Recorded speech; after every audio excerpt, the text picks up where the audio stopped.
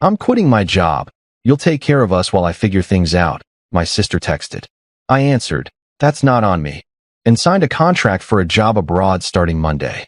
10 minutes later, Mom wrote, "Banned from Thanksgiving until you signed your sister's $150,000 loan."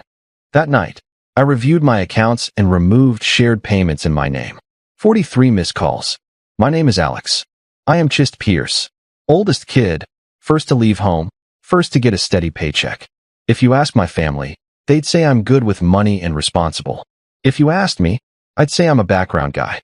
Useful, quiet, there to hold the ladder while everyone else climbs. My little sister Jenna is the golden one. Different rules, different tone of voice. Same house, two realities. When we were kids, I did chores for allowance. She got surprises for trying her best. In high school, I bought my own used laptop with tips from bussing tables. She got a new phone for safety. That pattern never stopped. It just learned bigger numbers and better excuses. I work operations for an international logistics company. It's not flashy, but it's stable. I track shipments, fix processes, make things run on time. I like numbers that add up, bills that clear, calendars that are real. My life fits in a spreadsheet. My family lives in a group chat. The last Sunday dinner I went to was a month ago. Mom had a roast in the oven. Dad's game was on mute. Jenna breezed in 20 minutes late, wearing an oversized sweater that probably cost a car payment. She kissed Mom's cheek, dropped onto a chair, and immediately asked, "Do we have lemon water or just regular?" I was chopping parsley. "Sink works?" I said. She made a face like I'd suggested drinking from a puddle. Aunt Rose leaned across the table. "Alex, you're not still renting, are you?" "That's just lighting money on fire." "Working on it," I said. Mom didn't look up from basting. "He likes to be careful." She said he's good with that. "Our planner." Then she tapped the oven door with the back of the spoon and added almost lightly, "Besides, Alex is comfortable. He's not like Jenna. She's creative. She's meant for more." Jenna put her chin in her palm and smiled without teeth like a magazine ad. "I'm figuring stuff out." She said it's a journey. I kept chopping. Dad turned the volume up for a replay and said, "Alex, grab the bill when it gets here." "I forgot my wallet in the car in the kitchen," I said. Everyone chuckled. It was an easy joke because it was an easy assumption. Of course, I'd cover the bill. I always cover the bill. Later, in the living room, I told Mom I was thinking about taking a short-term assignment abroad.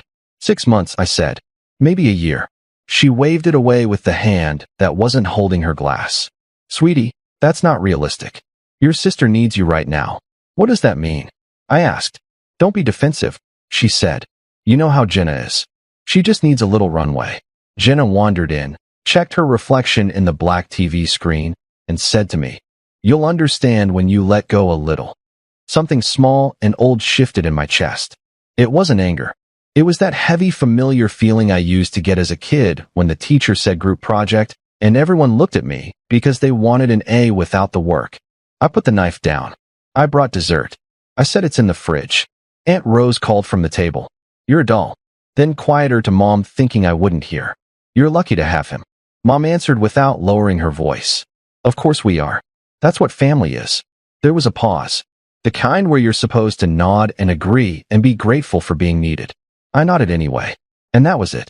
That tiny moment. No shouting, no scene, just a little reminder of the rules. Jenna dreams. I do the dishes. Jenna finds herself. I find my wallet. That night, I lay on my couch staring at the ceiling and felt the old ache settle in. The one you mistake for love because it started in the same house. I slept badly. I kept hearing Mom's sentence loop in my head. "She needs you right now." Right now was about to become a number. I could feel it. The money stuff didn't start huge. It started with "put on your card. We'll settle up." The first time was a family plan for phones just for a year. Mom said 1 year became $216 a month. Then Netflix $14.99. Then can you add your sister to your car insurance for now? $96 extra. I told myself it was fine. I could afford it. It kept the peace. After college, I stayed home 2 extra years to help while Dad's hours got cut. I paid half the mortgage temporarily. Temporary turned into don't rock the boat. When I finally moved out, I left my name on the power bill because the auto pay was already set up. "We'll switch it." Mom said next month. Next month got bumped by birthdays by your grandmother's knee. I were so busy. I kept a list on my phone. It had dates, amounts, confirmation numbers. It looked like a normal person's notes app and a small account, and had a baby in there. Meanwhile, Jenna tried things, a bakery internship, a travel blog, a wellness coaching certificate she never finished paying off. I loaned her $400 for books once, then $850 for a deposit she'd lose if she backed out, then $1,200 when the car died. And somehow it was my problem because I used it last winter. I wrote the amount in my notes and put 2 stars next to any I believed would never return. She calls money energy. I call it rent. Why push back? Mom said they're small things. When I sent a Venmo request to Jenna with a friendly, "Hey, can you tackle this week?" She replied with a heart and no money. "Don't be transactional," she said in person. "It's gross." Dad's line was always, "Family is family. It evens out." It didn't. It just got tidier. The asks were packaged better. We thought it would be simpler if one person handled the payments. Mom texted once with a photo of our water bill, my old account number circled in blue pen. "You're organized," she wrote. "We'll get you next time." I'm not a saint. I'm not a martyr. I'm just someone who can add up numbers. I kept helping because fighting felt harder. It was like keeping a light on for people you weren't sure would ever come back. Last winter, I got offered a rotation in our Dublin office. A year of housing, travel paid, a raise. Everything I say I want when I'm being honest. I half accepted, then stopped. I told them I needed time. In my family, leaving wasn't just leaving. It was abandoning. "It was so you think you're better than us," I told Mom in January. She said, "We'll talk after Jenna figures out her next step." That next step turned into Caleb and an apartment they couldn't afford. He's fine. He wore a beanie at Thanksgiving and called my mother ma'am, which she adored. By March, they had a dog. By April, Jenna quit her job. Her boss was toxic. By May, the group chat lit up. Rent is robbery. Landlords are bloodsuckers. Capitalism is violence.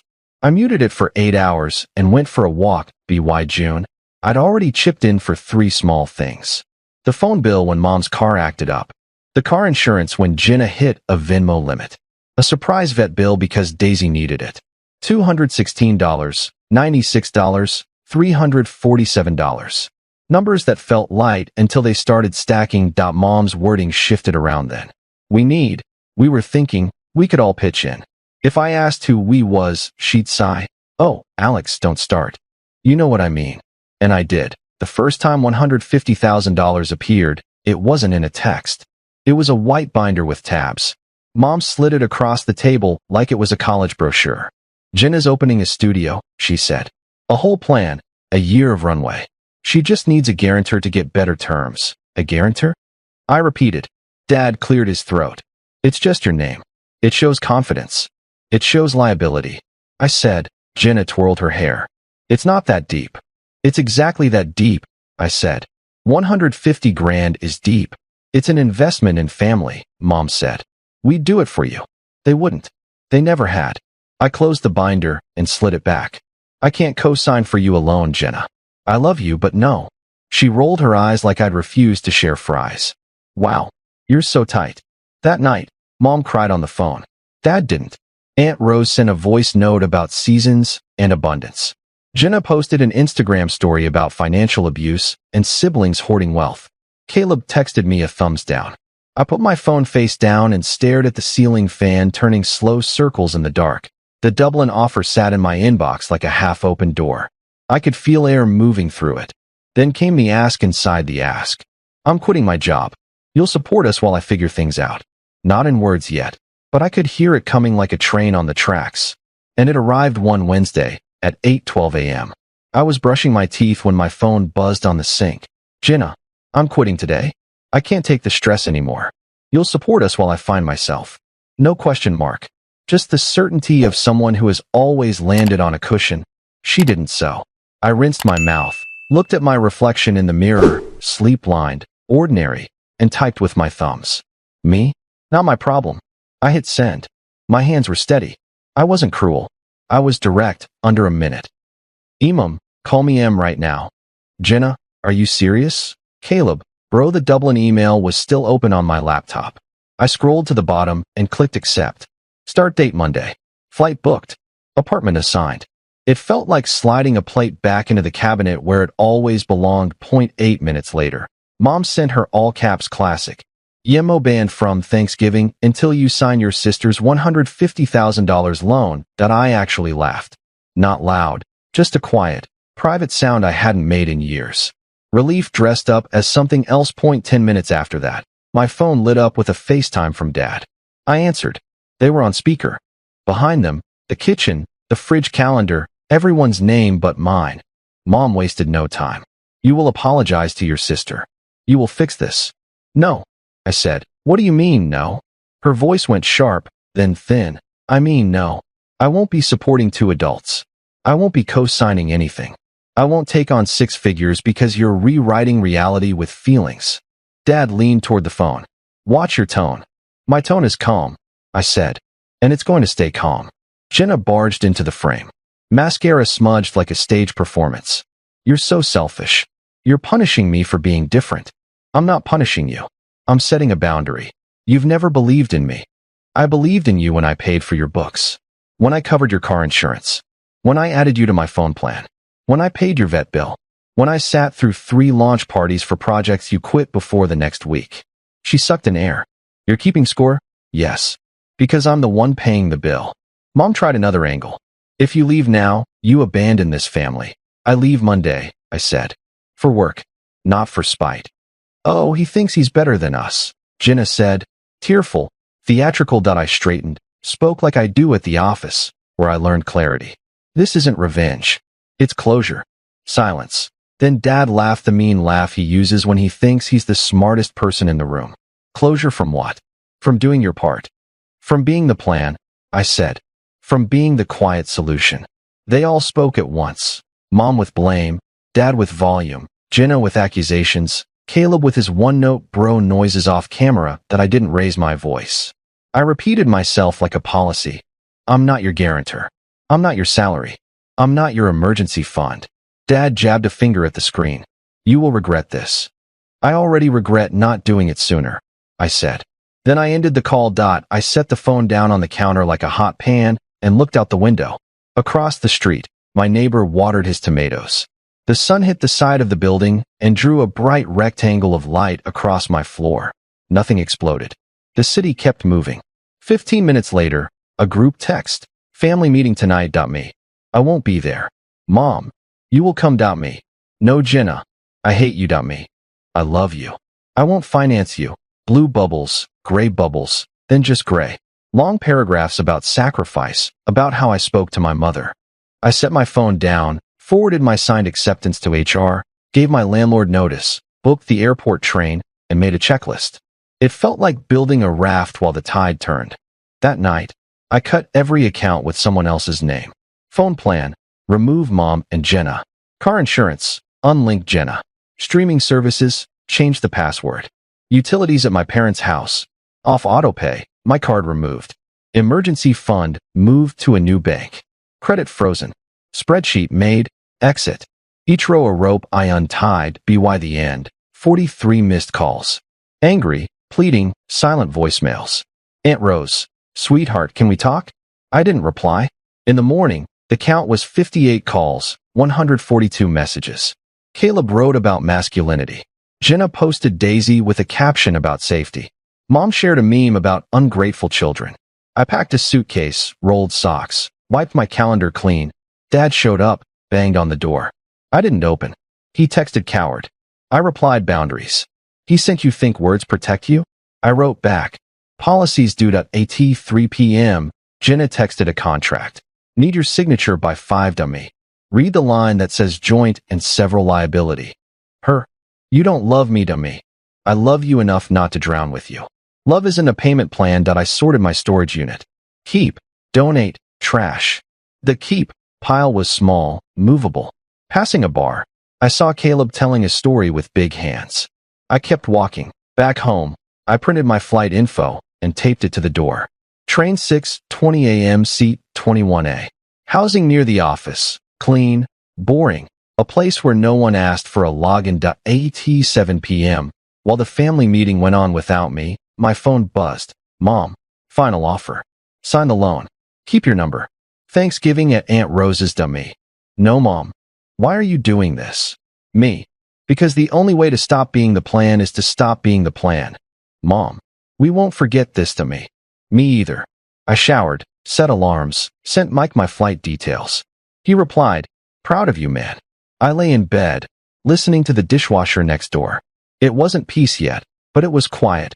Thanksgiving came early, Monday, 7:35 a.m., under a gray Dublin sky. Company flat, a kettle, a plant by the window. 5 bills, my name only. No group chat fires. Just meetings that ended when they should. I walked canals, cooked for one, counted dogs. Midweek, my credit app blocked an inquiry. I smiled at my plant. Jenna sent, turkey emoji. Are you happy? Me. I hope you find what you're looking for. I can't fund the search. She didn't reply. On Thanksgiving, I made a small plate, chicken, potatoes, green beans. Mike held up pizza. We laughed. Later, I opened my notes app. Old numbers, old rescues. At the bottom, I wrote, I won't co-sign chaos. I won't call neglect help. I won't trade peace for access. I won't apologize for keeping what I earned. I won't be the plan. And one more. I will love you without paying for you. Closure isn't a slammed door. It's one you stop holding open. I'm not banned from anything that matters. I eat what I cook. I answer what I choose. I save. I sleep. This was never revenge. It's about not mistaking being needed for being loved. Not being a wallet with feelings.